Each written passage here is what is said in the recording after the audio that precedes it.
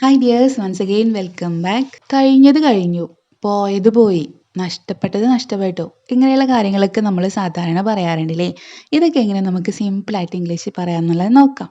അപ്പോൾ കഴിഞ്ഞത് കഴിഞ്ഞു, കഴിഞ്ഞത് കഴിഞ്ഞു എളുപ്പമാണ് കേട്ടോ. അത് നമുക്ക് എല്ലാവർക്കും അറിയുന്നതായിരിക്കും. പാസ്റ്റ് ഈസ് പാസ്റ്റ് നമ്മൾ കോമൺ ആയിട്ട് യൂസ് ചെയ്യുന്നതാണ്. പാസ്റ്റ് ഈസ് പാസ്റ്റ്, കഴിഞ്ഞത് കഴിഞ്ഞു അല്ലേ. ഇനി പോയത് പോയി, ഇതെങ്ങനെ പറയാം? പോയത് പോയി. Gone is gone. പോകുക എന്നുള്ള വേർബ് എന്താണ്? ഗോ എന്നാണ് അല്ലേ. ഗോ, പോവുക. അതിൻ്റെ തേർഡ് ഫോമിലാണ് നമ്മൾ പറയുന്നത്. ഗോൺ ഈസ് ഗോൺ, പോയത് പോയി. നെക്സ്റ്റ്, എഴുതിയത് എഴുതി, എഴുതിയത് എഴുതി. ഇനിയിപ്പോൾ അത് മാറ്റാനൊന്നും കഴിയില്ല. എങ്ങനെ പറയാം? Written is written, written is written, എഴുതിയത് എഴുതി. ഓക്കെ. കിട്ടിയത് കിട്ടി. Got is got, got is got, കിട്ടിയത് കിട്ടി.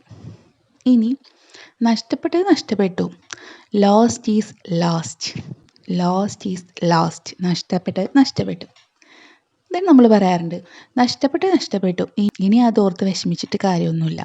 നഷ്ടപ്പെട്ടത് നഷ്ടപ്പെട്ടു, ഇനി അതോർത്ത് വിഷമിച്ചിട്ട് കാര്യമൊന്നുമില്ല. എങ്ങനെ പറയാം?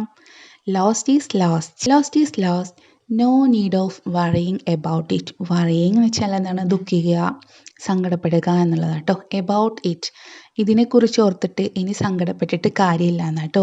നോ നീഡ് ഓഫ്, ആവശ്യമില്ല എന്നാ കേട്ടോ. No need of worrying about it, അതിനെക്കുറിച്ച് ഇനി സങ്കടപ്പെട്ടിട്ട് കാര്യമൊന്നുമില്ല, അല്ലെങ്കിൽ അതിനെക്കുറിച്ച് ഓർത്ത് വേവലാതിപ്പെട്ടിട്ട് കാര്യമൊന്നുമില്ല. Lost is lost, no need of worrying about it. Okay.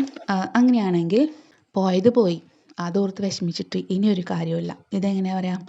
Gone is gone, no need of worrying about it.